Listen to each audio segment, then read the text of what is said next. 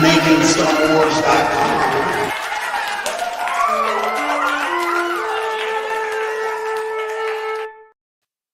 Hey, YouTube.com. I'm Jason Ward from MakingStarWars.net.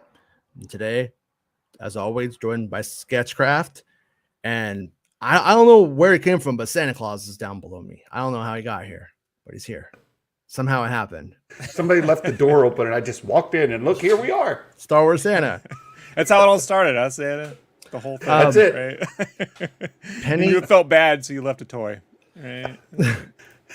Penny's front tooth is coming out right now. She has like 3 front teeth that are all loose. And yesterday she's like, I know the tooth fairy is not real. And I'm like, well, if you know that, you don't get any money. And she's like, well, I know Santa Claus isn't real. And I'm like, then why do I do a show with them every Tuesday? Explain that. And she's like, well, what if he's not the real one? And I was like, well, is he real? You're saying he's fake? What is he? Is he CGI? Is he a construct? And she's like, man, you really got me there.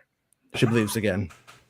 Good. And the tooth fairy is a friend of mine. I can tell you. You know The Rock? The Rock, yeah. What? And hello, Dell. Dell's our channel member, and he's in. He's in like Erdman. That's what I say. Dale's icon is like that stuff women put over fireplaces, carved out in wood, right? Like, yeah, Dell's dancing like no one's watching. That's what I remember seeing that stuff when we were shopping for houses, a few years back. We were like, oh, I'm going to, and everyone had this like love is wine, and I'm like, all right, guys, this is every house. Like, yeah, what's going on? I don't have any of that. I look about, if you bring that shit in this house, we're gonna have fucking problems. Like arcade cabinets going right downstairs, just letting you know. So yeah, I don't know how long Brian, welcome to stay the whole time. I don't know how long you have though, but we all watched the documentary on ILM that's coming to Disney Plus next Monday, I believe. Right? It's coming next Monday, or does it come like Tuesday night? 27th. 27th. So like Wednesday. Okay. Next. So like the normal thing. Yeah. So it's like a 6-part series. And then I think they're dropping it all at once, right? They gave it to us all at once. So I think they're dropping it all at once. And I was super cynical about it. Before, I was like, I don't even know if I care about this. Like I really wasn't about it. I wasn't anticipating it, because when you have Disney telling its own story now, it's usually going to tell its own story from the most positive place, or from the angle that is the least controversial, or whatever it happens to be. And so I was a little bit like apprehensive about it. And at the end of it all, I would say, as Rob pointed out to me, getting Lawrence Kasdan to do the documentary was a stroke of genius, in the sense that you could get all of these players involved to talk about everything, for sure. Not that Disney would really have that hard of a time getting those people to talk about their work that they did for them now. But you got a guy who was there throughout old Star Wars and new Star Wars, what I mean? And knows when to maybe to call bullshit, right, and when not to. But also maybe what the sensitive areas are and what they aren't necessarily and stuff. And there are moments in it where I'm like, ooh, that feels a little glossed over. That does happen at times. It happens a few times, honestly. In fact, I would say they do a good job of not just straight up ignoring the John Dykstra, George Lucas like rift, personality feud, whatever you want to call it. At the same but it is there. They do acknowledge it, but does it come close to what Rinsler's book does? Not really. Yeah, yeah, it's all bullshit, the whole thing. Yeah. The documentary or no, John Dykstra? My first marriage. Documentary is pretty good, right? We can all agree the first marriage is it's like a trial, right? It's just like a test. Yeah. Anyway, which documentary are you talking about? The one I deleted her, or the one she's the focus? Can't remember. The one where we deleted her was so bad we're not talking about it. Oh yeah. I do have to say, the Vice documentary that just came out about Star Wars is not well researched. Oh, it's factually, the GoBots of Star Wars documentaries. You know what I'm there saying? is a moment in it where they say that the Hayeks were 80% of what we saw on screen in A New Hope. This is like documented. Like who's what that? the Hayeks did is actually in the annotated screenplays, and they don't contest it. Isn't that Ren's last name in Ren and Stimpy? Ren Hayek. Is it? Isn't? Yeah. And come on, you mentioned glossing over parts of it. If you watch the making of Jurassic Park from the movies that made us on Netflix, you watch that episode on Jurassic Park and compare it to the Light and Magic episode on Jurassic Park, there's some fascinating details that are left out of the Light and Magic one that I think are told better on Netflix's. And so maybe that's what, when you talk about the advantage of kind of having control of the narrative, where they were able to do that, within Disney, Lucasfilm, to control that narrative versus what you can see on Netflix's version of it. On the Netflix one, they let you know Kurtz wanted to call it the Kurt Flex. The Kurt Flex. The Kurt Flex. Yeah, he would do that, Jason. He'd walk around like Abraham Lincoln on steroids and just flex in front of us. On a side note, I don't want to say who it is because I don't want to hurt them in any way, but I do know people that have been, more than one person actually has been involved in that Netflix series, and they do at times really have a narrative that they want to tell. What we would call thesis-driven research does happen on that show. And but to kind of move away from that one and go to the Vice one for a second, the Vice one has so many factual errors. I was just like, I was gonna pick on it for a second. I was like, you know what? It's just low hanging fruit. So I'm not even gonna acknowledge it anymore. But it was hilarious watching. I was in the middle of watching these 6 parts of this, and I know this history fairly well. So I felt like I am kind of like qualified. I've heard so much stuff firsthand, even that I'm able to like. To Celebration, so I've been to Celebration 1, 2, and 3. That's true. And another one, but anyways, they when you watch the Vice one with this, you just like see how they just are this like using hyperbole to make like really big sound bites, and that Vice one is like a soundbite war. And they have a pretty good theme song though, Jason. I think even modern Star Wars documentaries could pay attention to the theme music. It's very important.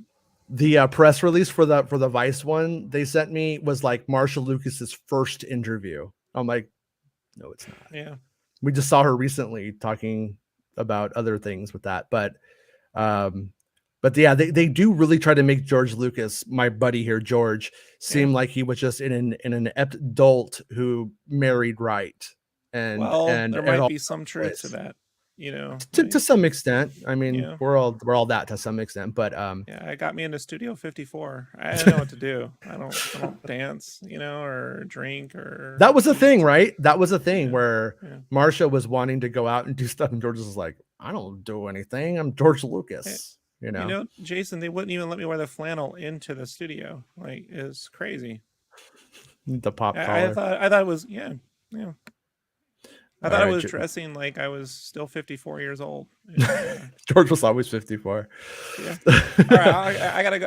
All right, go to the Chinese buffet in the mall. Okay, peace. All right. Love you, Santa.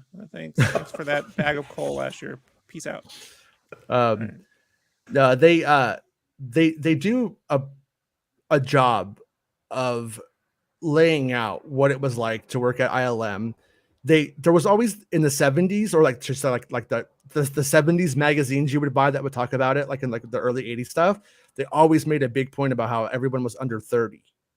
Like almost everyone in the company was under 30. And then that really, like, they stopped doing that eventually because they realized it wasn't making current ILM cool to point out that they were all now 50 or 60 or as the decades go on. But they do outsourcing to India that oh yeah, they're all like 7 or 8 years old. They're all 17, they're really into SoundCloud rappers out there. 2006 bootleg copies of Maya, and they're just making it happen. But Animation master, Jason. Animation master. but anyways, but they did a good job. Like, for instance, I can't remember the dude's name right now off the top of my head because I slept poorly last night.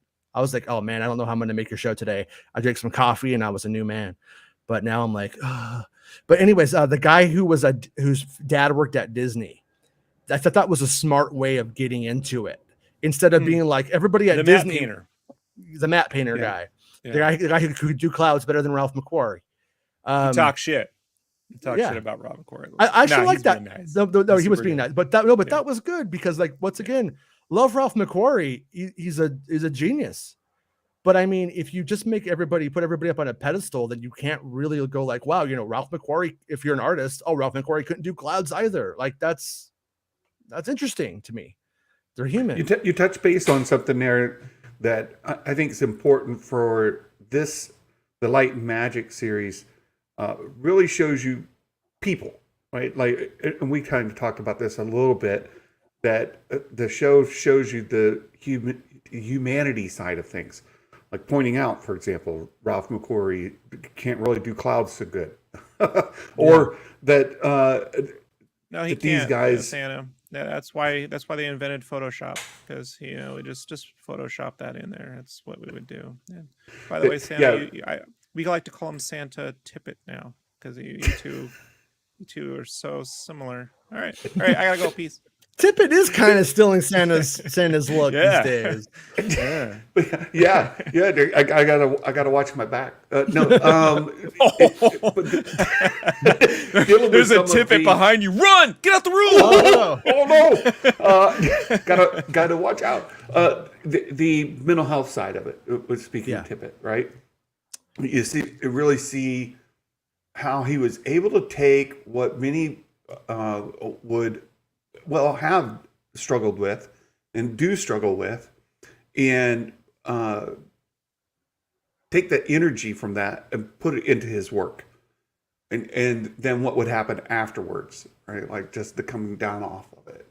Yeah, well, that's where I was both like proud of it and like critical of it, because like it introduced this like big thing where I was like, well, what was the downside? What happened when Tippett was on the other side of that like fervor? Right. What was it like for the people working with him, his wife, the characters that you've introduced into this narrative, and just like not really picking up those like pieces? Because on one hand, a lot of times when you are an artist or want to be one, especially if you're from the 90s, you tend to you really tend to like make mental health like, oh man, Kurt killed himself, dude, but look at Nevermind, dude. Like, it's like, no, Kurt needed to get fucking help, and he didn't. You know what I mean? Did that? Oh, all the time. I'm from the 90s, Jason. I'm an artist. So no, even like drugs is the same. Another kind of angle of that. Like, even we both done it. Like, where you're like, oh yeah, like he did all these drugs and then he made this great record, and stuff like that. But people do where the problem becomes part of how you get to that end part. The suffering is what leads to the good art. It's not necessarily true. And so, like, at the end of the day, what I'm saying is that you could go into that going like, I'm bipolar. I think I'm bipolar, but fucking Tippett did it. And like, but Tippett at the end is like, I went and got help. That's better now. Things are better for me. But I feel like in a way, like I would have liked them to have dealt more into that, but I'm not criticizing them for even touching it. I'm glad they did. If this were the Vice documentary when he was like, I got help now, I'm better, they would have cut to Han Solo saying, we're all fine down here, we're good now, how are you? And then, then they would have cut to like... and then there would have been the lady with the glasses going, 80% of Star Wars was mental health issues. 80%. I can confirm that it was 80 exactly. Although when you adjust for inflation, it might have been 99. I don't know. I gotta go eat. Peace. What I also thought was like pretty interesting about it, just from like a historical standpoint, though, and I'm not knocking them for being born in the best time, like when you get down to it. But I was like, man, you look at these kids and they're like all of them like, I was making films when I was 8 years old. Like when I was a kid, I wasn't poor, but I wasn't well off. And I asked for cameras like my whole life, never ever got one. I'm just like, these are pre-Reagan kids, Jason. Yeah, right? they were like super lucky. We're post-Reagan kids. Yeah, I was a pre-Reagan kid, and I could tell you we didn't have that. We didn't have a camera. Yeah, no, yeah. But Santa, you had reindeers and elf slaves. You know what I mean? I could not have afforded the development, right? Like, to shoot it is one thing, and then to pay for the developing costs to get it. Yeah, I made a Super 8 movie when I was a teenager. We ended up getting a bunch of Super 8 cameras and films at the thrift store. When thrift stores were cool, we found a bunch of it. We filmed a bunch of stuff, and then we found out it was going to cost us like $95 to develop what we wanted to at the time. Oh no, $95. Yeah, Santa. Except when Santa broke his arm when he was a kid, he'd have to go to GoFundMe and raise $50,000, right? Santa? Right? Yeah. Well, post Reagan is great when he teamed up with Kaiser to ruin the entire health system in America, but that's another story. Well, I'll say this on that front. I did break my arm when I was in middle school, and we weren't able to pay our electricity or heat, and we lived in a mobile home in the middle of the winter with no electric. So you grew a beard when you were 12. That was pre-Reagan. Warm. Yeah, right? that was in those awesome Carter years. It was great. Yeah, well, he could have built you a home if you'd only asked, Santa. Like, that stagflation was awesome. Loved it. Yeah. Well, don't worry, we're about to do it again. So But I will say, Santa, I will see Santa's point. Poverty existed before Reagan. No. But I will also say that Milton Friedman is a demon. He's a demon, man, and neoliberalism killed so much for us. That said, anyways, but where we're coming from it is that it you do see like it was. I think it shows the importance though of giving kids access to tools to be creative. Like especially, I mean, today maybe it's better even. Maybe the island of tomorrow is going to be magical because of the cell phones and access to cameras that we just couldn't get. But I mean, imagine, I'm hoping that's what it means. But like, I thought it was a really good reason to give kids tools to make. Like to Chris be creative. said, he used Mario Paint. I remember using Mario Paint as well. Right? I jammed out. You can do sharps and flats, but it worked. Right.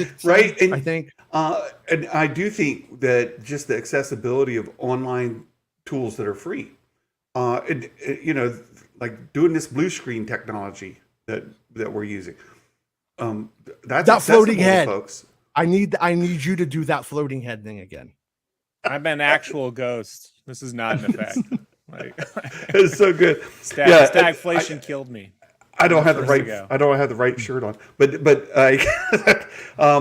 it's just, look, people are going to learn that kind of visual effect, and it'll be in their toolbox. And you make a really good point about these were kids that were playing with the kind of technology and then given a job to play with the things that they had been doing, and take it to the next level.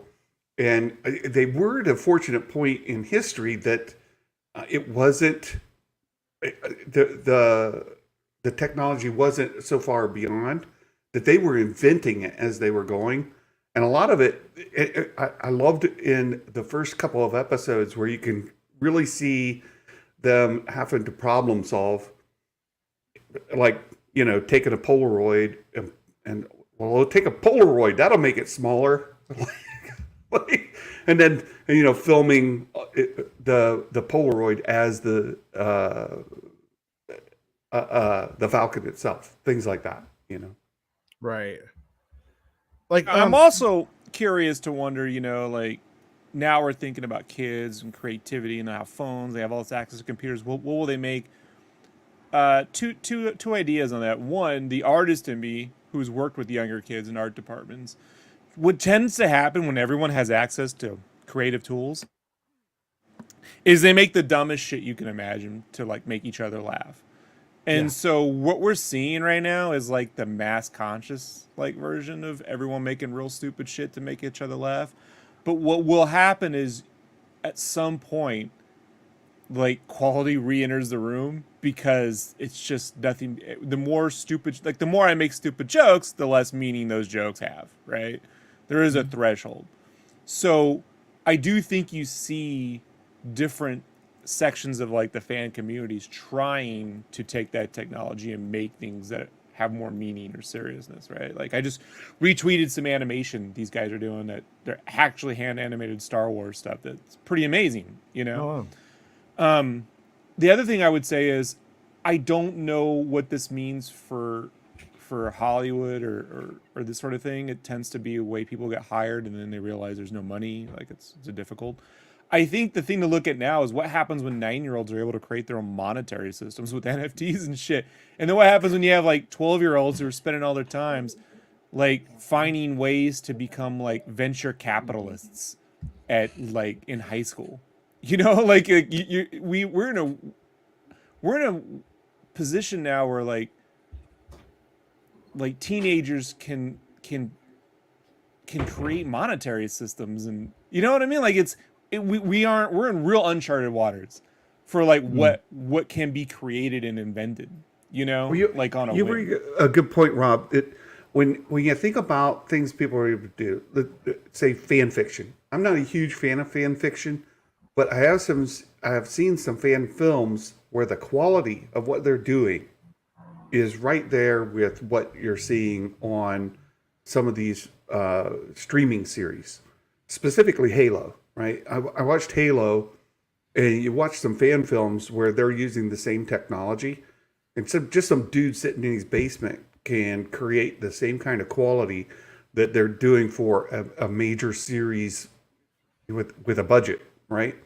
So, Well, let's put it in Star Wars focus, Santa, like the deepfake guy. Yeah, I mean, the deepfake guy literally did a better job than what millions of dollars were producing, and then they that hired him. Shamuk. Yeah. Right. So well, like, then they hire him, right? And so, are we going to get to a point where not only is that your sort of resume, your portfolio that you can present as here's my work, but will competition derive out of it? Will you see something step up to kind of fill a void?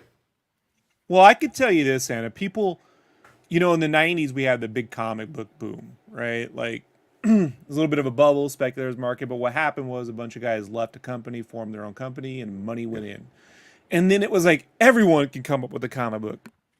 The trauma guys were showing up with comic books. I mean, everyone had a comic. It was like, yeah, you can put out a lot of junk, you know, and like Netflix went that route too with just let's just put out a lot of different stuff and lower the quality. But what happens is when you do that, is people will eventually see through it, you know, and to Disney, like I think their big boom with a lot of stuff over quality versus quantity would be when they were making those sequel DVDs, right? The Lion King 2, 3, 4.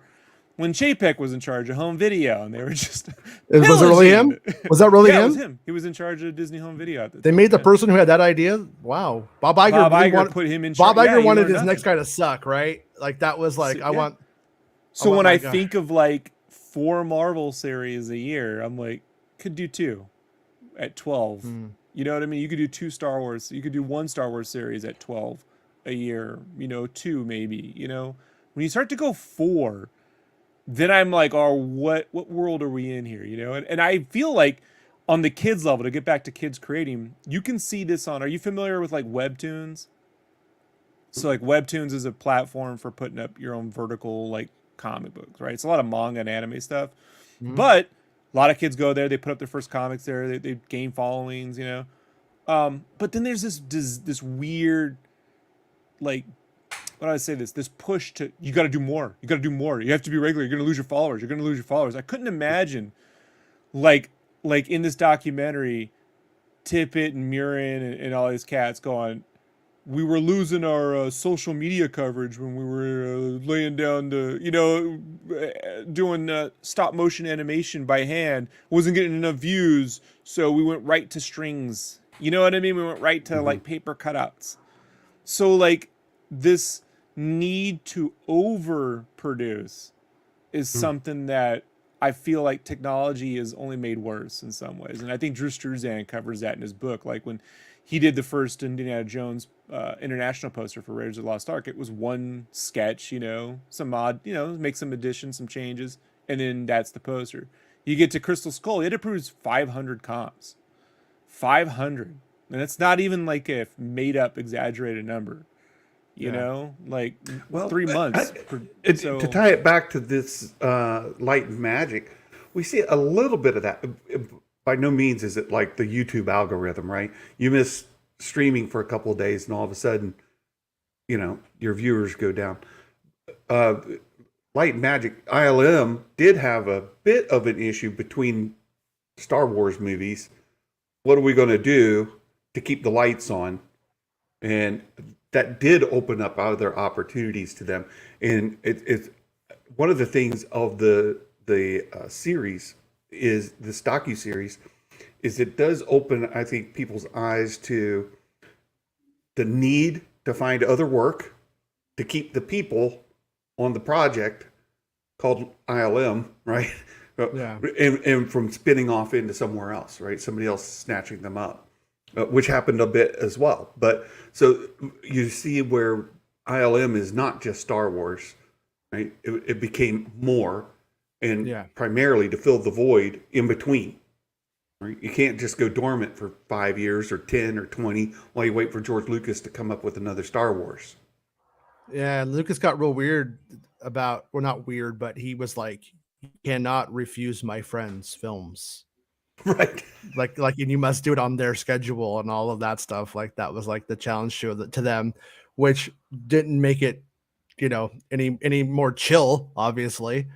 But what I wanted to say, what I put in the comment there was, I think like the modern thesis of ILM was they basically said that special effects don't matter anymore. Like they can't just put a dragon, a Rancor in a moment, like how they couldn't Return to the Jedi, and now it's a feature of the film. They're talking about how you have to actually, like, it's all in the script and story now, because it's when people notice the visual effects that there's kind of the issue now.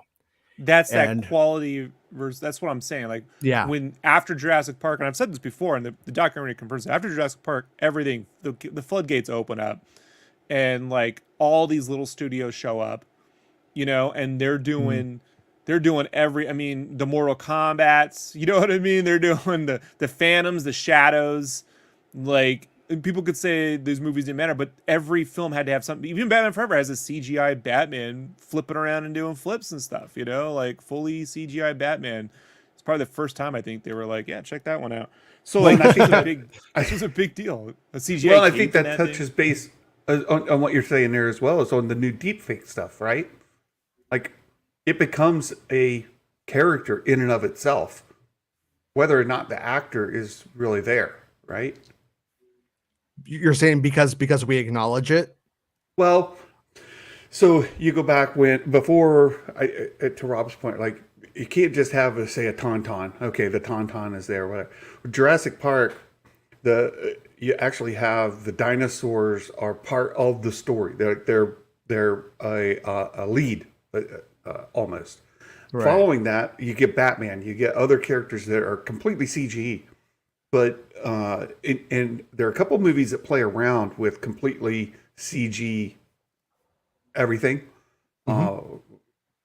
But exactly. But Transformers. So now we're moving towards deepfake, where it takes, then that technology becomes the content.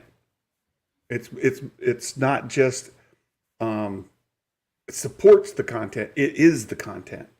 Does that make sense? Yeah, I would say until it's a part of an actual show with a narrative. When it's a YouTube video and you're just looking at it, that those algorithms on YouTube benefit 3 to 5 minute clips. So like a tech demo, you know what I mean? It really helps. This what's going to live in the news? Yeah, because it's 5 minutes long and it feeds that algorithm. If you had to tell a story, you ain't telling a story in 5 fucking minutes. Like, it's just not happening. So like, that's what I was trying to say, is that you had this influx of all these visual effects, and then by the time you get to, let's say, after Avatar and Transformers hit, right, and the MCU's kind of like, by the time you get to the Dark Knight, like, that's like the Nolan way of we're doing less visual effects becomes the big deal, right? We're doing one visual effects person, but we're gonna make sure it all feels real, because none of these feel real anymore. And really what it's saying is that the audiences just aren't showing up just for visual effects at that point. Like, it's a kind of a diminishing return. Even destruction porn has gone out of sync, right? Like that the ID4 started the whole wave of destruction porn. Like, let's just blow, so what else can we blow up, right? Dante's Peak. Dante's Peak, right? So sometimes in an entire DCU, but like, yeah, I think like something like Justice League is a good example of what happens when like more visual effects don't help the numbers, right? They don't help the engagement, the happiness or anything. And then you got a Batman movie where Batman just slowly walks into a room and everyone's staring at him and like, just right here. That's that flip, right? An audience becomes too accustomed after a while. They need the polar opposite. That's why I mentioned Halo, because Halo, you're watching Unreal Engine. Like, it looks like Unreal Engine, and people are, you can get that for free. You can make content for free. People are creating stormtroopers that then you can use those assets, animate them, put them in the story however you want.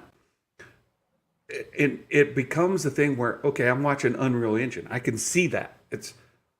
I'm watching Halo, and it takes away rather than adds to, because it's so common, right? I'm just wireframing characters using assets that are part of that anybody can get, and trying to tell a story. And if the story isn't done well enough to capture the audience, there's nothing remarkable about the technology, right? I mean, it looks real, but so does some guy in his basement doing it for nothing. Yeah. I would, if a big studio has it. Well, that's what I found interesting about it, about when the documentary got into. And by the way, thank you, Luz. I appreciate it. It's going. We're talking about this ILM documentary, and we're talking about Urkel.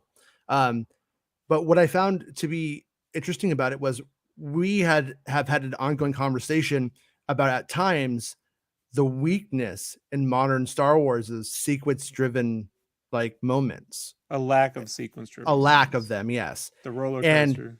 And I kind of think that in a weird way, what they talk about in this documentary, which says a lot, like I said, like the visual effects don't matter now. It's like the story and that kind of stuff right there. I think in a way it's made them step away from that a little bit too much.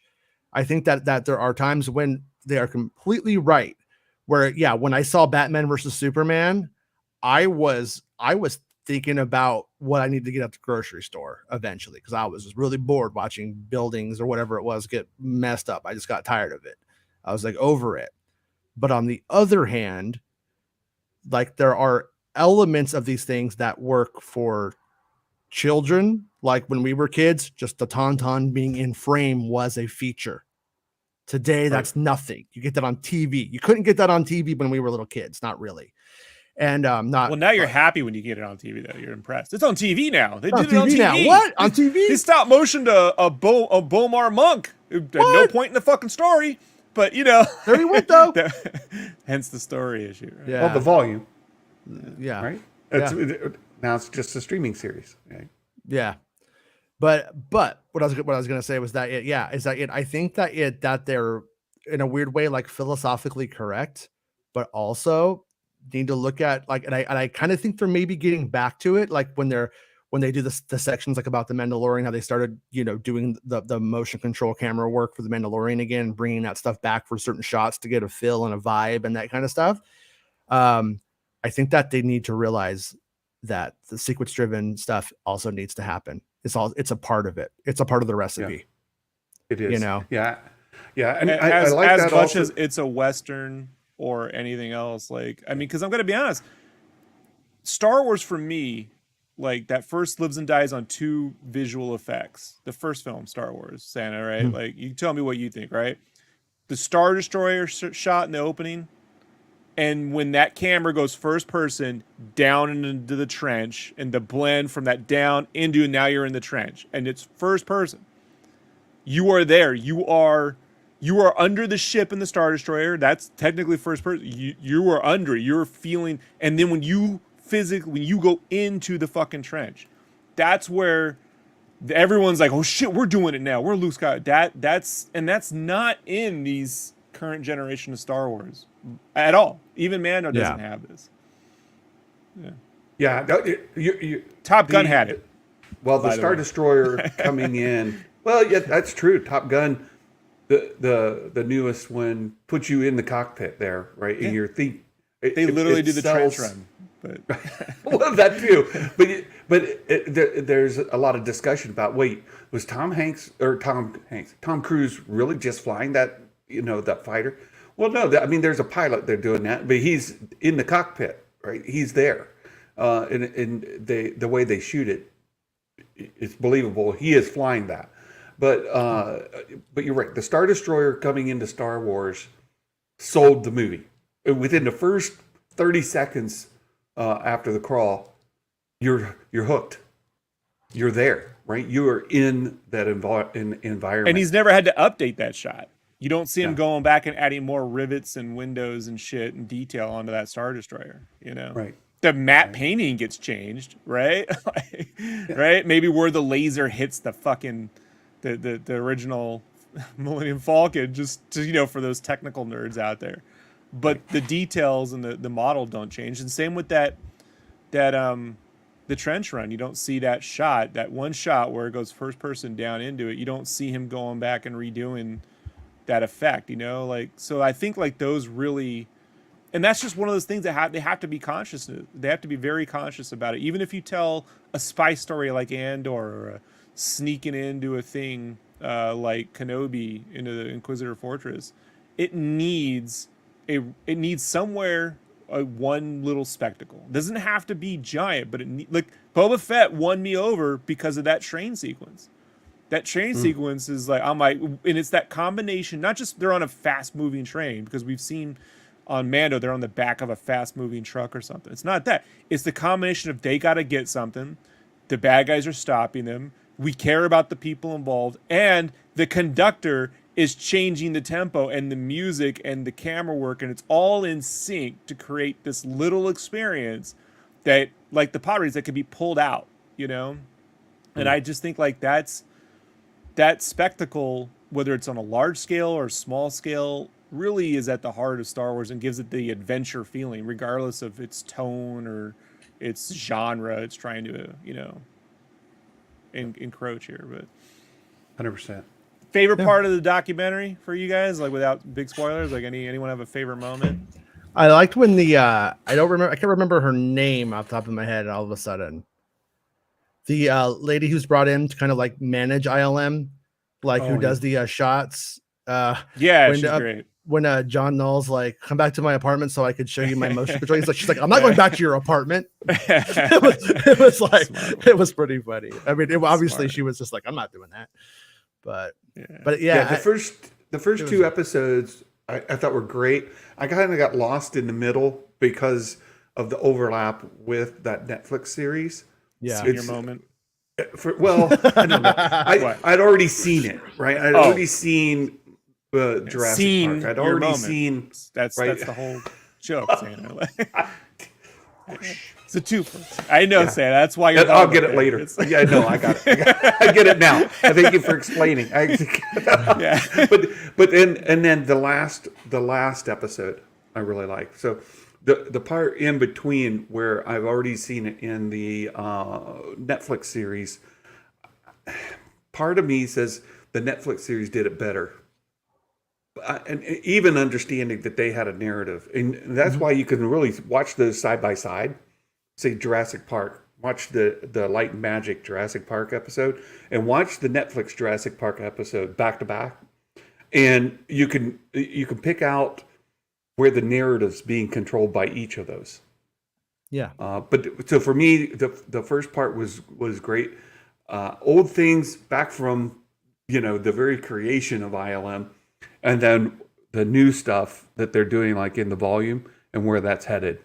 Those were my favorite parts. Yeah, my favorite. Go ahead, Rob. You're a ghost. No, you started. It's your show. Okay. No, for me, like I said, it was basically Phil Tippett though. It was Phil Tippett going, just like the journey of Phil Tippett was what made the whole thing for me. It's just like seeing the guy start, then all the way when you get to the middle of it, where it does start to drag a little bit. But when you get to Jurassic Park, and then like he's just completely sort of gets, they almost make the Spaz as like a bad guy, but he's really not. It was like he was furthering innovation just as much as they had wanted to before. He didn't really do anything wrong, but they kind of put Spaz as the bad guy in Tippett's life. Just that whole thing and the way that it played out was it was interesting, and I liked the human element of it. I could have used more, is what I would say. That's what was working for it. We all know you guys are amazing, and telling us that you're amazing, and we've all seen the movies, so we know it's good. I wanted to see, there's more stuff I wanted to see. Who stole whose girlfriend? Who was fighting? Like, who were friends and then became not friends, and why? Like, there was stuff that I would love to have of them to have gotten into. They probably never will, and I understand why Disney wouldn't. But that's the only thing I wanted more from it, was that kind of stuff. Yeah, I'm fascinated with that era of that era. I mean, it's right where I hit my 10-year-old.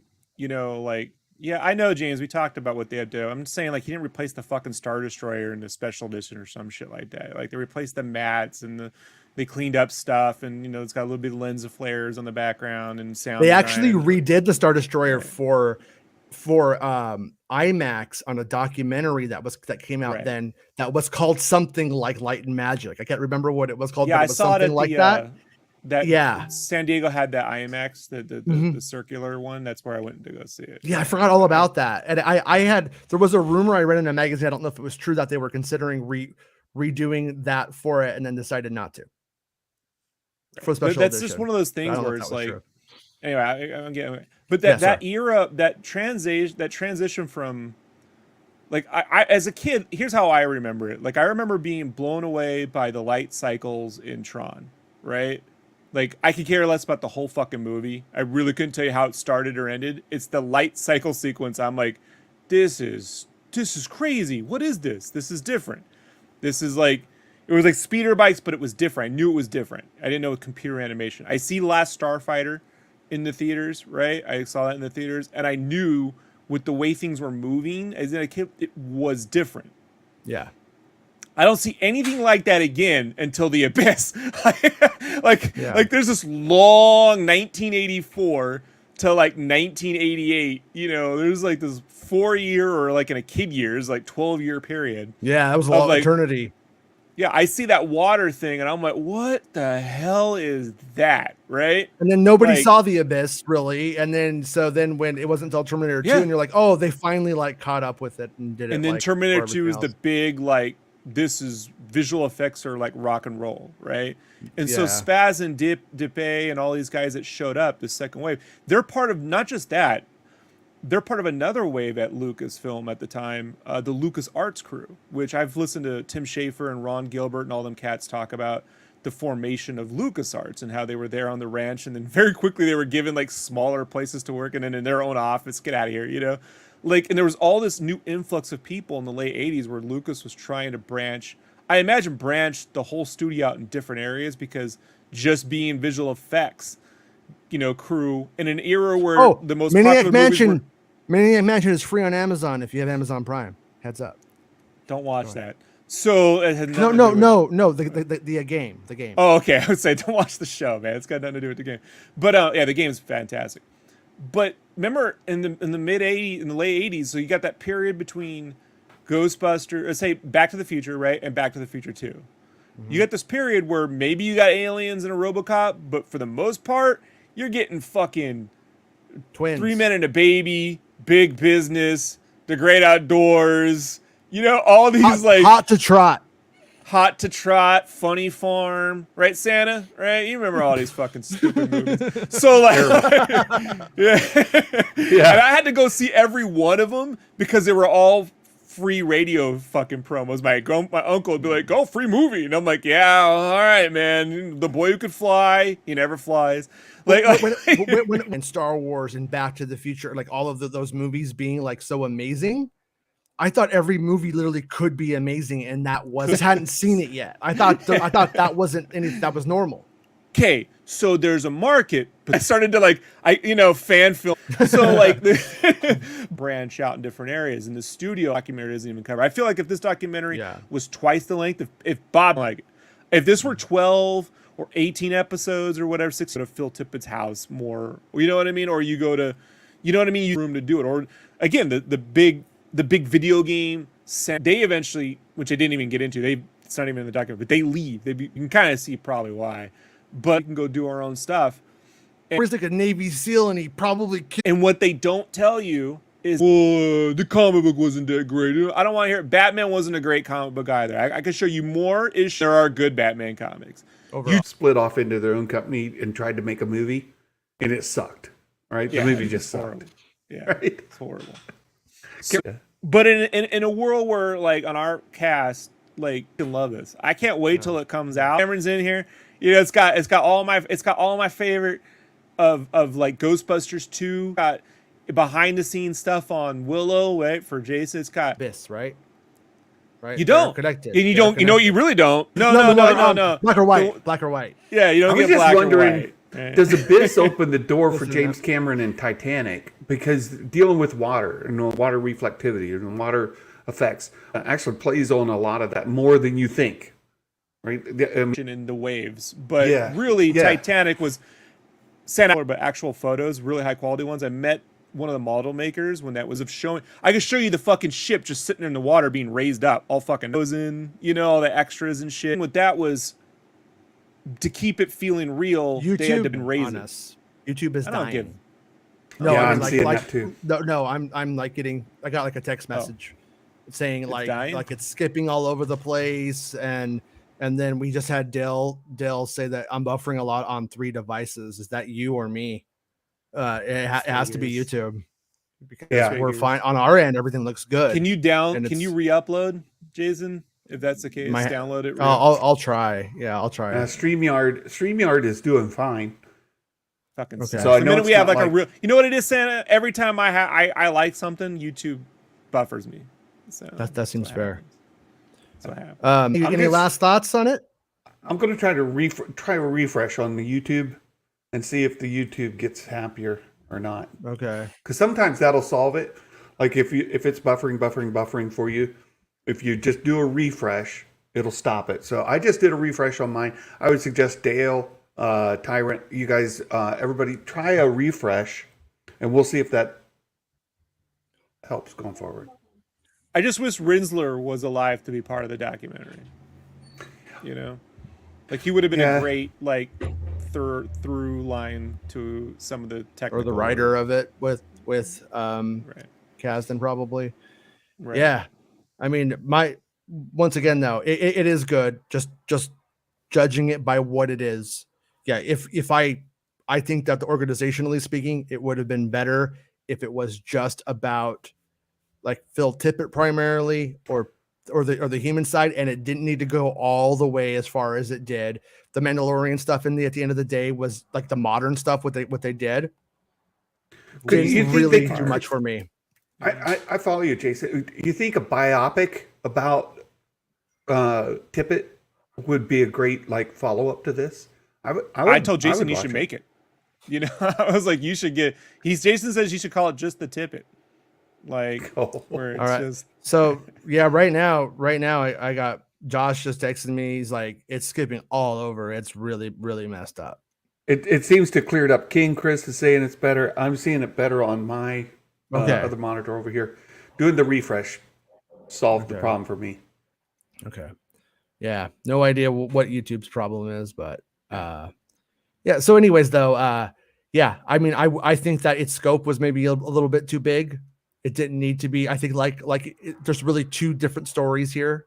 On the one hand, one is like the early ILM, and then one's the ILM legacy, and those are 2 different stories, I think. And it would have been better served having maybe just been 6 episodes on the early ILM and then maybe 6 episodes about the legacy of ILM. But that's me going beyond what it did. What it did was it told a general story of ILM and the time that it had. And I think it did a good job, and it could have been way more candy ass than it was. It wasn't, you know what I mean? It just wasn't. So yeah. So I would, no, I would love to see some biopics of these people. I talked to my wife about, because we were watching the Netflix series together. She didn't care about light and magic. She's like, whatever. But we watched the Netflix series together, and what you can see from this light and magic crew even in that series is that these are just guys that didn't have lives. They weren't extremely brilliant. I mean, they were smart. They were good problem solvers, but they weren't like so far ahead of everybody else. They just didn't have a life. They just worked 18-hour days. Slid down. That was their like life. They didn't really care about doing anything but making that art. And that's hanging out together. No, Santa, what they don't tell you is they were really good at hydroponics as well at that studio in Van Nuys. Well, that's true. Yeah, that's true. A little too good. Yeah, taking the airplane slide down into the water. Yeah. Water slide, sure. The water slide. All right, I just touched a fentanyl bill, and I'm seeing Grogu's and Will's here. I gotta go. Peace. Yeah. So are we going to talk about Urkel then? Are you gonna hang out and talk about Urkel's, or are you? My meeting was put it in the thumb. My standing Tuesday meeting was canceled today. So okay, so you're here for Urkel. You're here for Urkel. I'm here. Yeah. All right. So Bespin Bulletin covered this, and I'm gonna throw it up on the screen right here. It's the most ridiculous story in the history of Star Wars. Probably. Makes me so happy. Okay.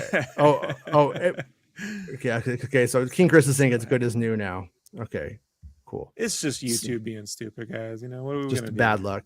Yeah. So Jaleel White possibly joining a Star Wars project by Bespin Bulletin. The story of the wait, I'm not on the page. I got tricked. I got Bespin bullshitted. More like Bespin bullshitted. Yeah. What now? Bespin. Hey, you know what they call that? Welshing on your bets. Yeah. Oh. Yeah. Well. Yeah. I'll give him a break. It's hot over there. He's gonna the latest rumor comes from a celebrity gossip page. And I know what you're thinking, but the reason I bring this up is because this is the same outlet that revealed Jude Law had joined a Star Wars project weeks before it was announced the Fantastic Beast star landed a role in Skeleton Crew. It's that reason alone that I think it's worth bringing this rumor, and let's stress that it's a rumor, to the forefront. According How many to rumors Moa, are in that first paragraph? We get 4 rumors in one paragraph. It's rumors. It's also his favorite record. A beloved actor from a 90s sitcom is joining an unknown Star Wars project. Additional hints help narrow down who the mystery star is, as the actor's role was that of a nerd, and the character famously wore suspenders. Arguably the most famous. Balky. Oh no, Balky! Arguably the most famous nerd in suspenders from the era is none other than Steve Urkel from Family Matters, who was played by Jaleel White. Family Matters is probably the production White is best known for, and since then he's guest starred on other high-profile series such as NCIS, House, CSI, Hawaii Five-0, Fresh Off the Boat, and Atlanta. White also recently starred in the Netflix film Hustle alongside Adam Sandler. But no credit to Purple Urkel, his strain of weed that he sells. Come on, Bespin, you're slacking on your bio here. Demoy, I think I said Demoy. I don't know. Demoy did not provide any additional details on what White's role is or what Star Wars TV series he's been set to star in. Currently in Los Angeles, both Ahsoka and Skeleton Crew are filming, with Acolyte gearing up in the United Kingdom to start filming in October. But my personal assumption is White is likely attached to either Ahsoka or Skeleton Crew. The key word in regards to what project White is attached to is that he's joining, meaning it's not a project that's already been shot as The Mandalorian season 3 or Andor. I'm not overly familiar with White's work, so I can't offer an opinion on whether or not this is good casting, even more so when very little is known about what the project the Family Matters star is joining. Again, we must stress that this is a rumor, but it's certainly something to keep an eye on. And then and then you could join his coffee page, I don't know what you call it, and give him some money, which you should, you punks. But yeah, so also the suspenders bit, it was just really nice in the 90s to see someone steal something from Robin Williams for a change. Right? Tyrant says, wait, Blossom also wore suspenders, but I will say I think she was known for that stupid hat that made you want to punch her in the head. She's my jam, man. She had that floppy hat that Jaleel White wearing. Almost. I like it. Like her, like her friend, like that whole getup. Sir. What? Did I get creepy? All right. No. You probably think that Blossom. Stefan. You think that Blossom looks like Cindy Crawford? I bet is probably what you would say. No. What's wrong? She doesn't have the mole. Oh, it's close, but no mole. No mole. Yeah. So I gotta say, so up front, it's ridiculous. If Jaleel White, if Urkel is in Star Wars, this interface is messing up now. Come on. It's ridiculous. Like that idea, but at the same time, he hasn't been Urkel for like, how long has it been? Probably 25 years ish. He keeps telling people that, but we don't believe him. So the problem is Key and Peele, right, brought it all back with that brilliant sketch, right, with him and Winslow. So But what I'm trying to say is, if Urkel was the best thing that ever happened to a cinema, the fact that guy is playing him that is in this doesn't mean that he would bring the Urkel magic, and vice versa. It's like it's been so long that if he was terrible back then, he may be stellar now. The Urkel magic, guys. I mean, that's Jar Jar Binks, my friend. Like, I mean, let's be honest? Like, are we going to deny that Urkel magic to Star Wars? Like, are we going to deny though the fact that he played two characters on that show? That his alter ego. I said Stefan. I know that Stefan was like a completely different person. I couldn't believe it. I couldn't believe it the whole time. I was like, what? Yeah. I was like, what? Are you serious right now? That proved my theory that Will Smith should have been Superman in the mid-90s. Like, look, you can go from nerd, right, to super cool. Yeah. I was saying, you go, yeah. He's the Fresh Prince as Clark Kent, right? A little goofy, nerdy. And then he's, ID4 as Will Smith when he's Superman. Mm-hmm. Same he's deal. Punching the alien in the head. He's like, I'm an alien. I could punch you in the head. Yeah, I could punch you. It's a cell phone, I mean, when you get down to it, though, this does seem crazy, right? But Jerry Blank right now is a beloved Star Wars character from Strangers with Candy, Pelimoto. Oh, okay. Like that is also ridiculous when you get down to it. So that's the question. Is I'm rereading this and going back through it. He's joining. In what capacity is he joining? Is he joining as a regular? As a he's gonna play a droid. You'll see. Guest appearance, like Matt Lanter was part of Mandalorian. He played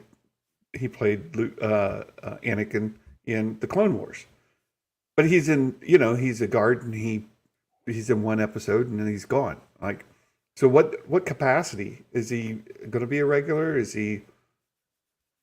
Not for nothing.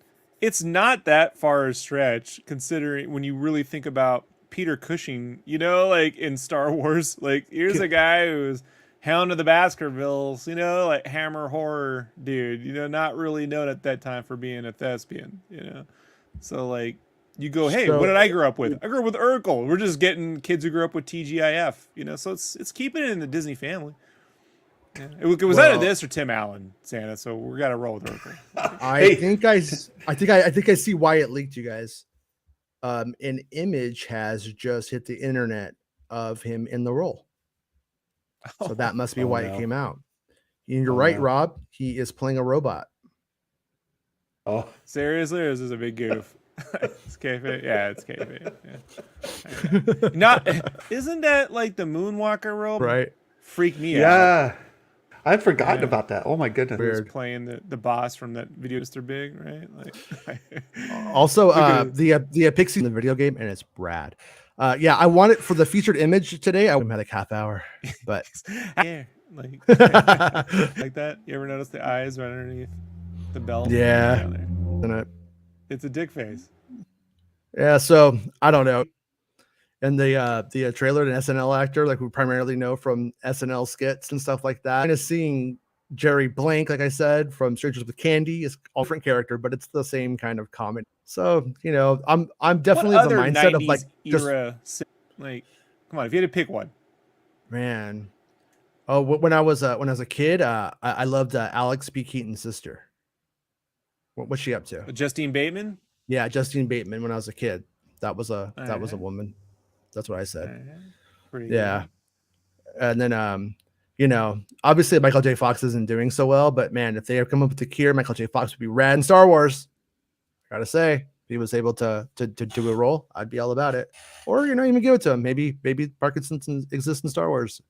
I don't know if that's... They use that back to tank way too much now, Jason. Just put him in the back to tank. Just put him in the back to tank. Okay, let's try. He's like, no, guys, no. And they're just like putting him in there. Then they just drown him. He shakes. He shakes it and it breaks open. And they're like, oh, that's why we can't do it. It doesn't work. He's drowning, but they think it's fighting the Parkinson's, and then they just drown him.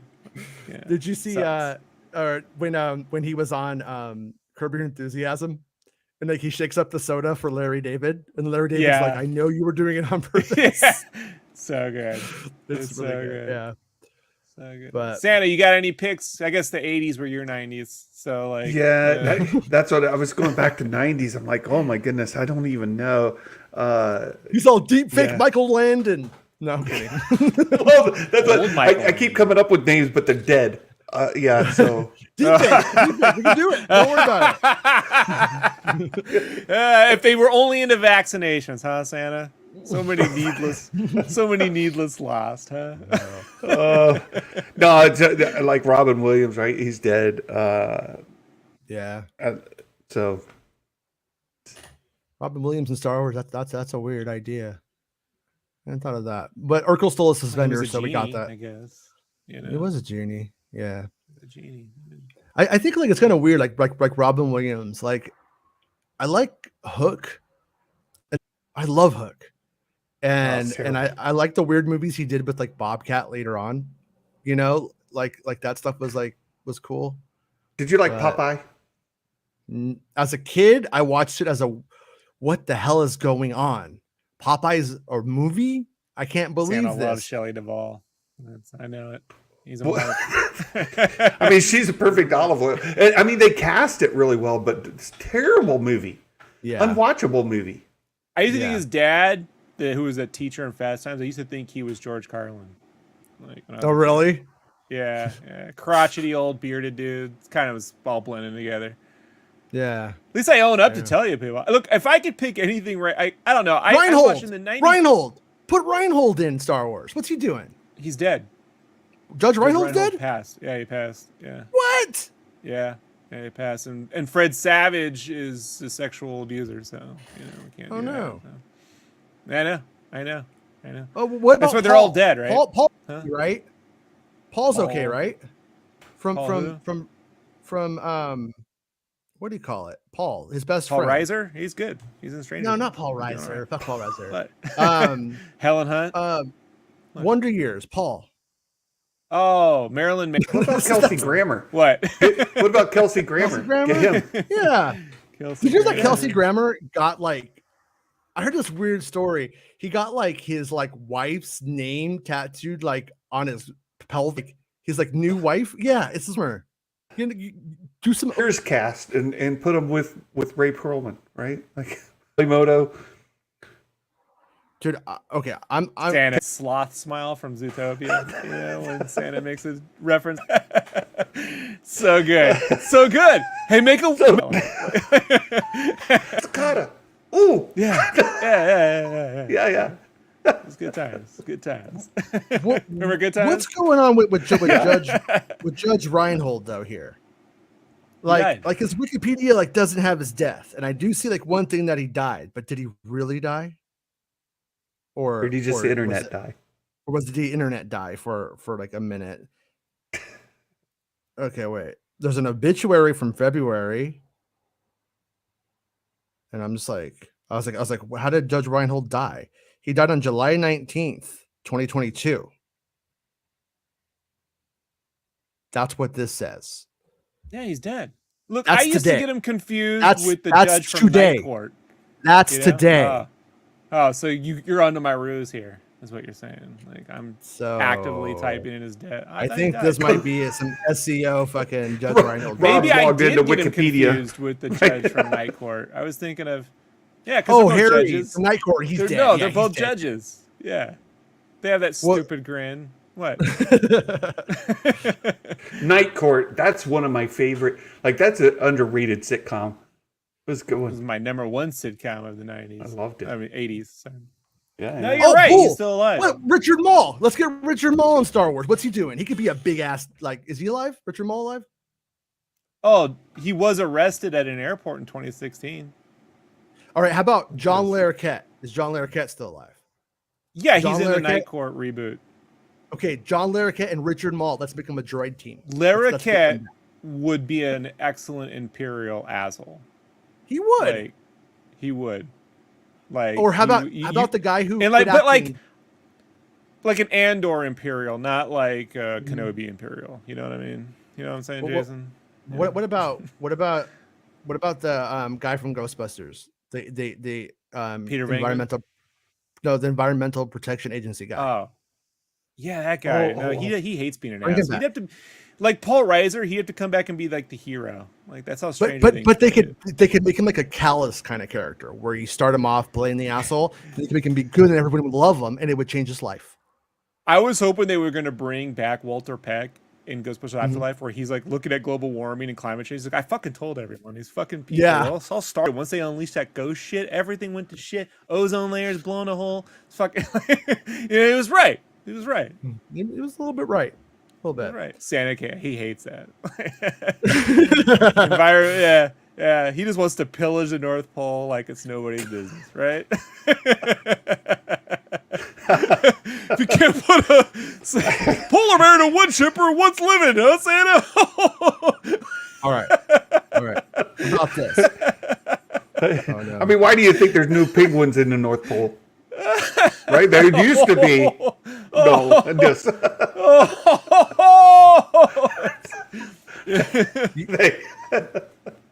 They should bring in Kevin Kline. Why aren't there any penguins in the North Pole, Jason?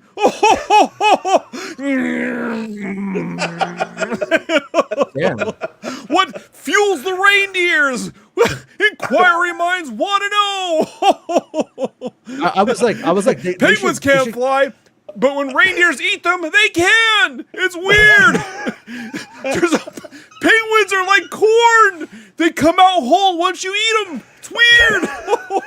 All right. Holiday special Santas. He's off the chain today. Oh my goodness. Oh, he's nuts. I hope that buffered, Jason, so they can't record that. Everybody's too old now. Because I was like Kevin Kline would be great in Star Wars, but he's 74. I don't know if he's acting still. He probably. Look, if there was anyone from the 90s, I guess, who was still alive, for me, it'd be Keanu. It's got to be Keanu. Yeah, I like Keanu. Of all like the movie star people that exist in the world, he's probably the only one that I'm like, yeah, you're cool to me. But after like The Matrix and like John Wick and all that stuff, I just think he's too big. He's too big for it. You know what I mean? Like he'd have to have gone away and been like if you were known in the past and you come into Star Wars, you have to have a really quiet period before you come into Star Wars. That's what I say. Mando put Apollo Creed and the theme to Rocky in that series, and it wasn't too big. Like, you're not listening, Rob. Apollo Creed went the fuck away. He became a joke on Arrested Development that he was the acting coach to Dubai. That's how away he went. It's not a bad joke if you're laughing. No, it's a great joke. He's great. Carl Weathers is great. Yeah. But what I'm saying is that there's a difference between Carl Weathers and Keanu Reeves, who's just always been at the top for the most part. And even now, right now, with like the movies he's doing, he would be like bringing Alec Guinness into Star Wars. You bring him in, man. Like, no, he's a leading man still. He's still doing leading man work. Alec Guinness was not necessarily there. Should have been Snoke. Keanu should have been Snoke. Keanu was Snoke. Laura Dern did Star Wars when she was still relevant, right? And now she's in a Jurassic Park movie. Right. I mean, in between. No, Laura Dern. I don't know anything that Laura Dern did in between Jurassic Park and Star Wars, to be honest with you guys. Mary Kate. Ashley Olsen? Kay. No, the cosmetics. She's been selling timeshares. Oh, she's been selling, yeah. Who's been selling timeshares is Army Hammer. What I'm saying is like she doesn't have a, she's not, she doesn't have her Jason Bourne character. She wasn't Indiana Jones. Like she wasn't John Wick. She wasn't. How much of that's misogyny, though, Jason? What's the Tomb Raider? I don't know.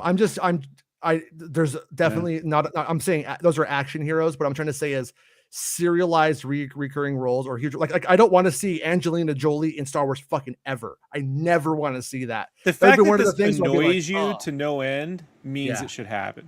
That's how I feel. No, it might be. Yes, that's how I feel. I mean, I might be able to get some super one chat for money. One for you, right?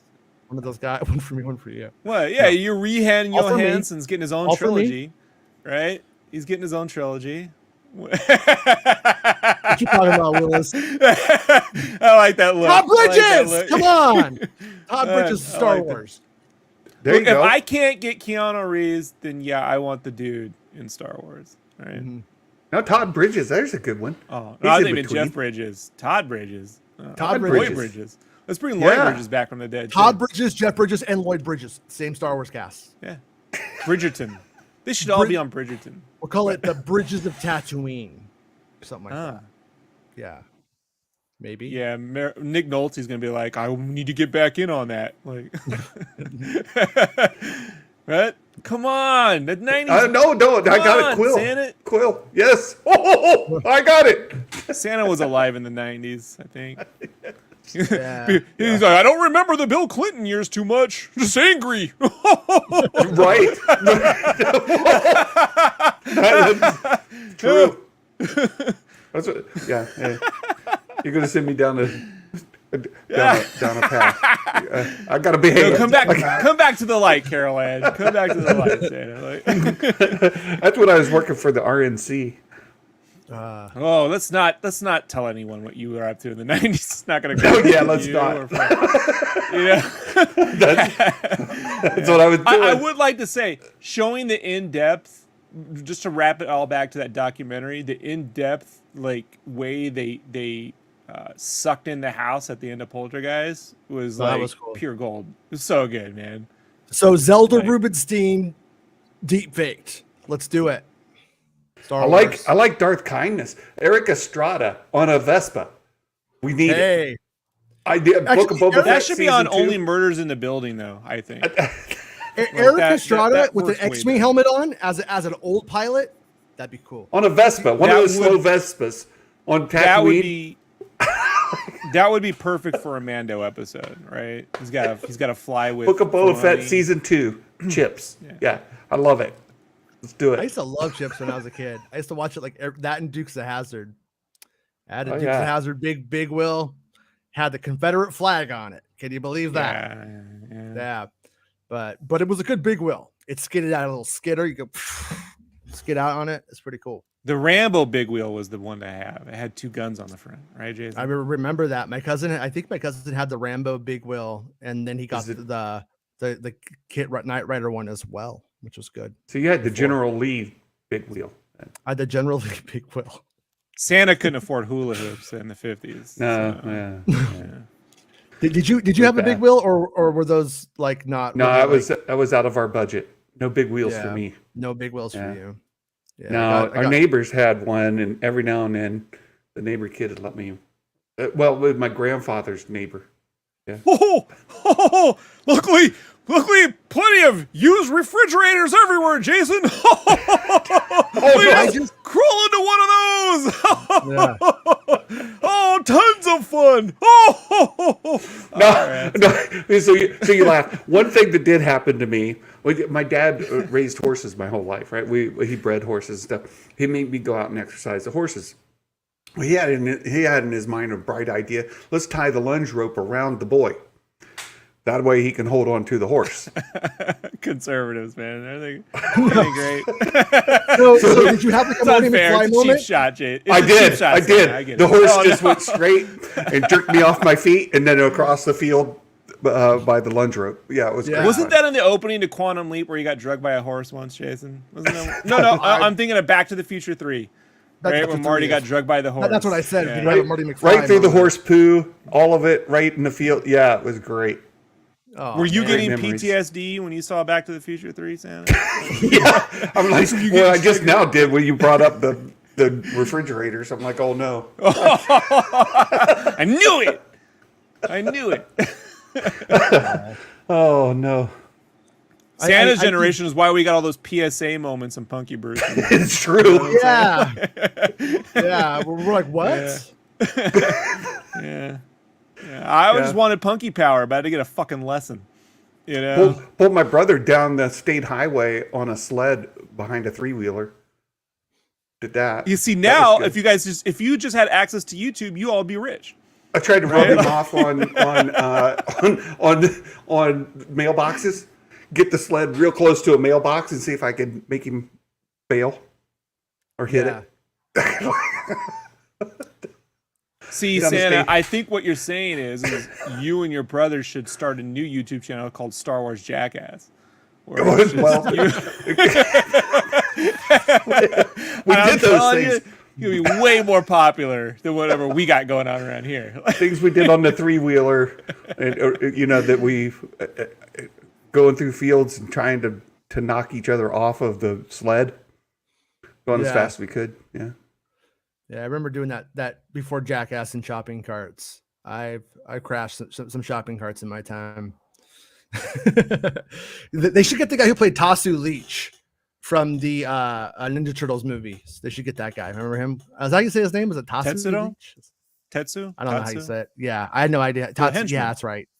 I keep waiting for NECA to make the toy. It's the only one they haven't made yet. Tasu I got them Leech. all. Yeah. Or what about the guy who played Casey Jones? What's he up to? Is he still around? Codes. Yeah, if they finally he kept turning down his likeness for the Casey Jones figure. So like he won't work with Star Wars. He's out. Yeah. So but Judith Hoag had to like talk him into it, you know. So he's one of those pretentious dudes.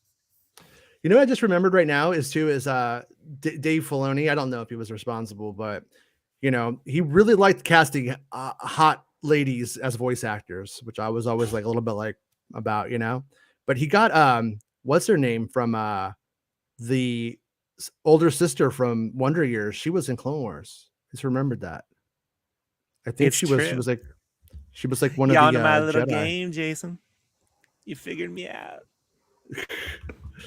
You went on Mission Filoni and you discovered the secrets. Aren't you proud of yourself? Yep. I have nothing to say. Olivia, I just leveling Santa's on. She's the voice. She's the voice of Luminara Unduli, and she's in The Rise of Skywalker, doing the voice of Luminara. Even nice. So that's pretty cool. Yeah, I wanted to get Mrs. Garrett to be the voice of the Kowalikian space lizard. Mrs. Garrett. Mrs. Garrett. Love that term. Love it. Yeah. Delta Burke. She was in Harriet the Worst Witch. I love that movie. Love it. Is that the one with the famous rap scene? What's with Tim Curry, fool? Tim Curry. Oh, the Tim. Yeah, that's good. It's like Harry Potter if it was good and filled with girls. Like, all right, speaking of girls, I gotta go eat lunch. Looking Dave Filoni, man. You're crazy. You're crazy, Dave. His favorite Jedi is Clo Poon. Clo Poon, that's true. You think about it. I have. Think about it. It's occurred to me before. Right? You don't know if Santa did it or I did, but I'm going to throw that in there, and it's going to get Santa in trouble. Let me ask you guys this. No, if I saw Santa, what was your favorite mall sorry, Jason. I'm going to cut you off. We don't have time there. Go ahead. No, if I saw a movie called Nope, and it came out, and then last night everybody talked about seeing Nope. Am I allowed to talk about Nope now? No. Okay. No, because I can't have this episode demonetized. I'm on fire today. This is selfishly. We watched Where the Crawdads Sing over the weekend. It was a good movie. Oh yeah, what is that? Really good movie. At the theater. Oh, it's in the theater. Yeah, Jason. That's one of those times. You know, they say they should put real movies in the theater, and then they do, and no one goes sees them. That's one of them movies. Oh, I mean, went for a real. Yeah. Santa's immune to COVID right now. He could do anything, like a super Santa. He can go wherever he wants, do whatever he wants. So I said take advantage of it. Go to those movies. Super Santa, Super Shredder gets all Super big, Saiyan. Super Saiyan. Yeah, he's the Kevin Nash of Santas right now. But yeah.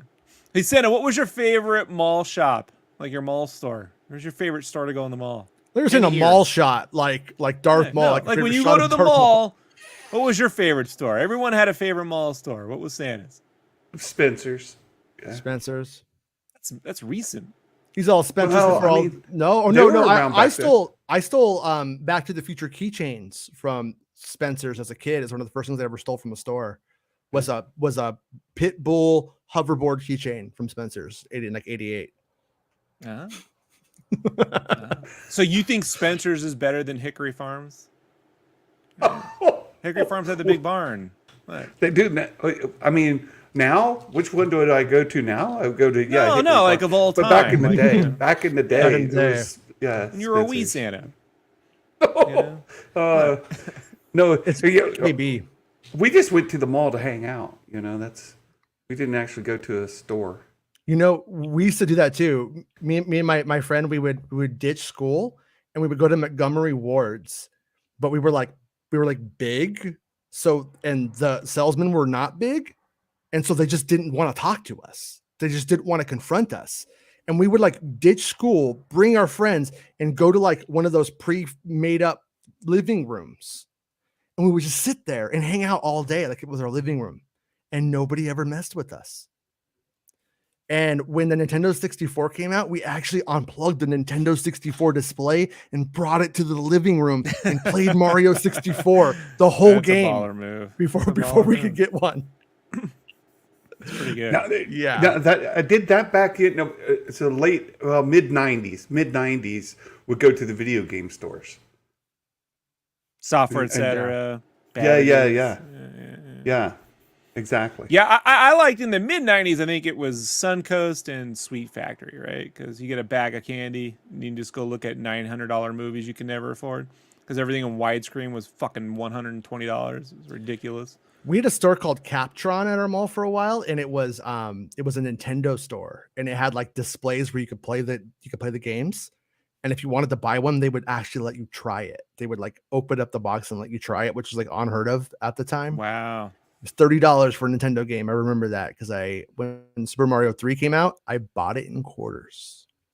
Oh, was it that I worked at one of the video game stores like part-time in the evening, just a couple days a week, because you could play the video games to say, somebody come in and ask you, is this game any good or not?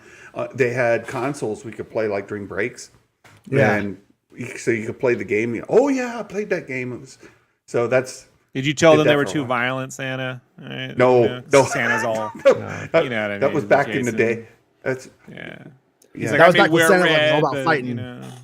Oh, Santa was all about. You know what? Did you like Clay Fighter? Were you a Clay Fighter guy? Because it had the snowman. No. I never really cared for those, but yeah. My mom, who I'm not close with, and was like in and out of my life, is like gone for like almost a whole year when I'm a kid. And then comes back, which when you're a kid feels like 5 years. And she brings me Tecmo Bowl. And I'm just like, I haven't seen you in 5 years. You brought me a video game. I was excited for that. And you brought me a football game. I don't even know how to play football. But I did enjoy the game in the end, though. But at the time, I was like, what a bad, weird gift, I played Tecmo Bowl with my friend, Jason, because he was into that shit. And I was like, look, if they let you fight, I would play football. And then eventually NFL Blitz came out, and what a glorious time that was to be a football game fan, right? Because like you could just fucking hit dudes. You're like, hey, it is funner. I knew if you could just punch a dude, like this would be a whole lot of fun. Yeah. What was that video game console system that you had? You brought it up the other day. Odyssey 64. I had that. Odyssey 64. Our landlord had it. We didn't have it. The overlays on your TV. Yeah, and when we would go, when I would go over there, and my dad would like have to like pay rent like once a month, and they would kind of like shoot the shit for a few minutes. They had that and ColecoVision, and this is like 1889 by then. I'm like, what is this stuff? But it was like a weird curiosity. Yeah, so, and then I went from Odyssey. So when I was in the Army and I wanted to bought my first PC, I bought an Amiga 500. He's one of those that was Boba Fett's sister. Deal, man. Oh no, he's an Amiga. He was like, Super Frog is way better than Mario World. Ho, ho, ho. Yeah, I know. The Amiga 500 was the best. It was way better than anything else at the time, ahead of its day in processing power and things like that. I was wanted that. I was wanted one of those when I was a kid.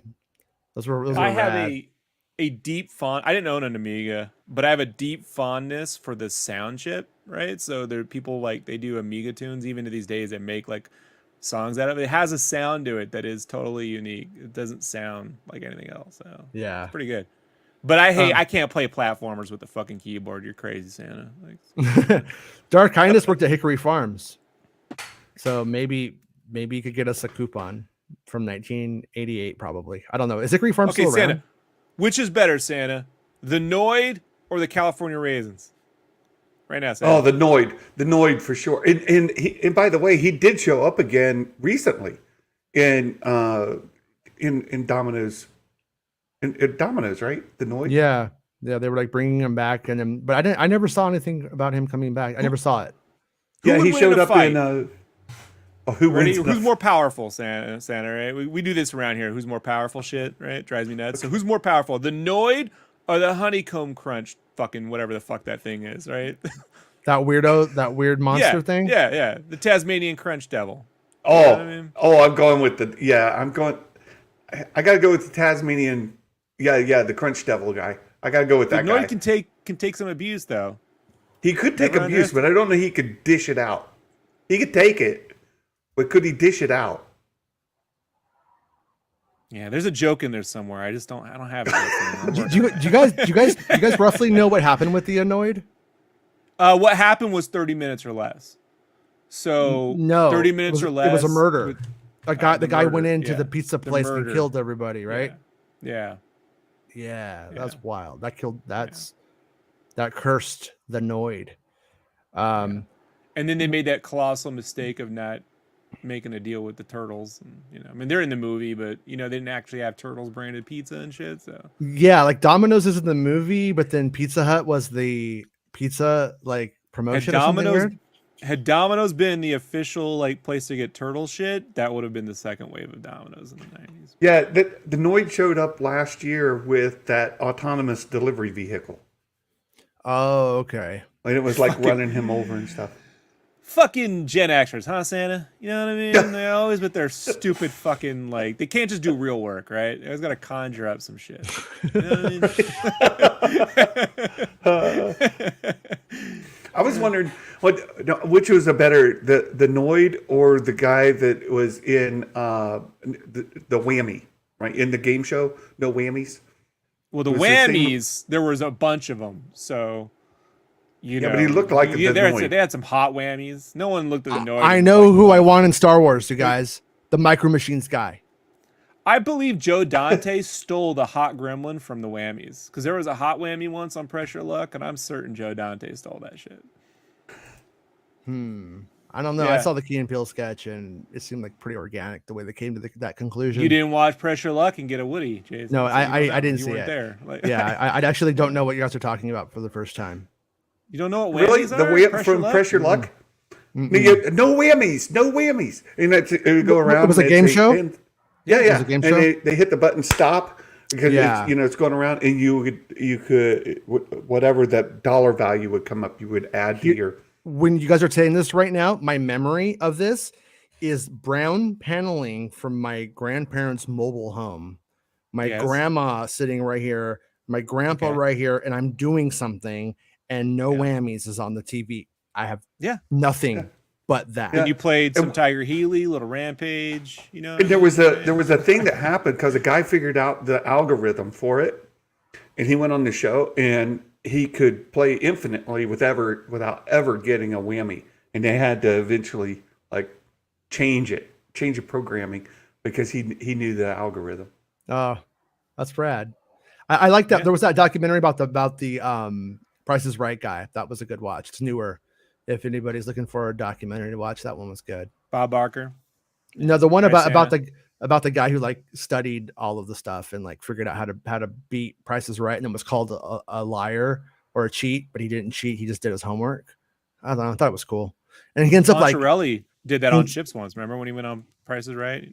Did he really? He didn't know how much. Yeah, he didn't know how much his own bike cost, and so he lost. No, but I know the guy Jason's talking about because they would cycle through products every so often, and they'd go on a wave. And so if you studied at the beginning of the wave, you could know the price of all the things through that entire wave. Let's say, a season, right? They would have the same products, and they would just change the distribution of them. He knew all the prices of all the things.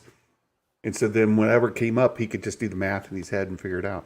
Yeah. And I remember there was like weird stuff about it too. Like the car wouldn't have a stereo. Like he just like knew these weird, like esoteric facts about what changed the prices on like stuff like that. I don't remember exactly what it was, but yeah.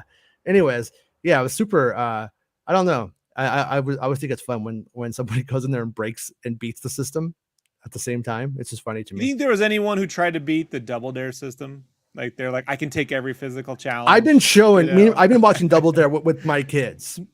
No way to game. And those kids, man, their parents should have abused them. Their parents should have been like, right? You get in there, you're gonna put your hands up that nose, and you're gonna because they're all like, what did you think you were signing up for? I wanted to be on Double Dare. They didn't let me on. You know why? Because I would have put my hand in the nose. I would have just got it. To be fair, punks, you only got this guy got dragged through horse shit on a rope. You only get one. He can do it. Yeah, I would love to see Santa tackle the chocolate slide. You got one shot at it, Jason. It's a run and start, and if you miss it, you ain't getting up that thing. Dry shoes only, bro. Like that chocolate slide's a motherfucker. Yeah. But my kids think I'm like super smart. You know when you're like with somebody and they're like playing Jeopardy and they're like really good today. I do that to Double Dare. My kids think I'm smart because I know that's my favorite scene in Groundhog Day when he knew all the answers to Jeopardy because he'd seen it 7 million fucking times, and all the old people are like, ugh.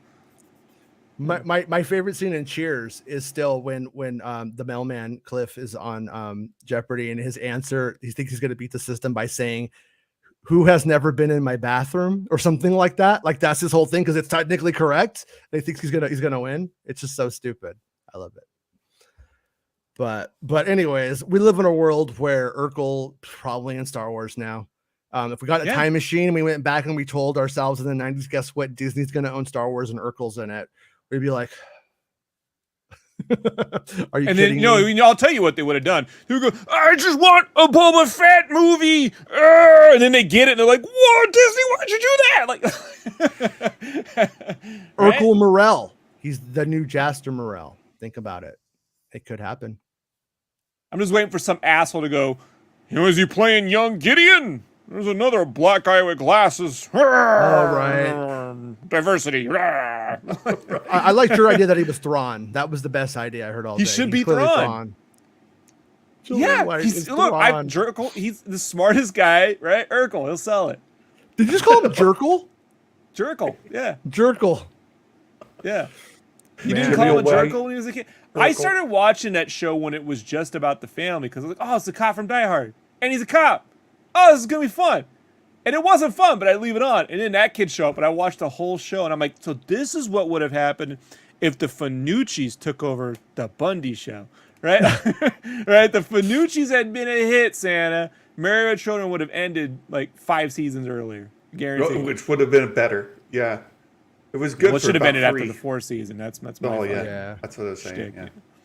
The fifth season is when the Finucci showed up. It's all downhill from there. I was a fan of that whatever. that time when you had like Tracy Ullman going into The Simpsons with the Gary Shandling show and Married with Children and that weird sighting show started it off. It was like sighting. It was like this like block on Fox of like really weird like just TV that was count. This is our generation, Santa. But what was your generation? What was it like in this? What was on 70? What did one thing roll into another in the early 70s we don't know about? That what are you early 70s? No, I mean 77 I was 10. Okay, so 77's like so late 70s. Yeah, late 70s. And so for me it was like all those cop dramas, Chips going into Emergency. Yeah. Kolchak, right? And of course we have Wonder Woman. That was my. Yeah, right, Santa. I was the perfect age. Linda Carter. Oh man, she's been around. Charlie's Angels, Linda Carter, Plaka. Yes, right? All of that. Oh man, I was the perfect age. Like just coming into the hormones and Linda Carter hit there. Oh boy, yeah. King Chris says hide the mistletoe. Did you used to watch Butch Patrick on the Sid and Marty Crofty shows? Remember that? He was on that lid service, Lids. No. Jason, it's not good. All right, we gotta go. All right, guys, I have to go actually because the kids are going to their moms and I gotta pack them up or I'll be in trouble. I don't want to hear Ship them to Abu Dhabi, right, Jason? Shipping them off, getting my day off, guys. But thank you for hanging out with me today, guys. And it was been fun hanging out with you all morning and day, Santa. We're also on Santa's show this morning. If you want to watch a show without skipping, you could go to that one instead. I got to clip out the reading we did of The Princess and the Scoundrel and post it as a standalone. Like that is the best reading that I've ever done. Yeah, it was good. It was fun. Yeah, and there's no me, so it's the better show. It's way better. There's no ghosts, no hauntings, no ghosts. But we'll be back tomorrow at 11 a.m. Pacific Standard Time. Santa's free. Always welcome to come back. We always love Judge Reinhold will be here tomorrow. Judge Reinhold will be here. Wait for that. I've ruled. Yeah. Dale Erdman gets it. The Reinhold.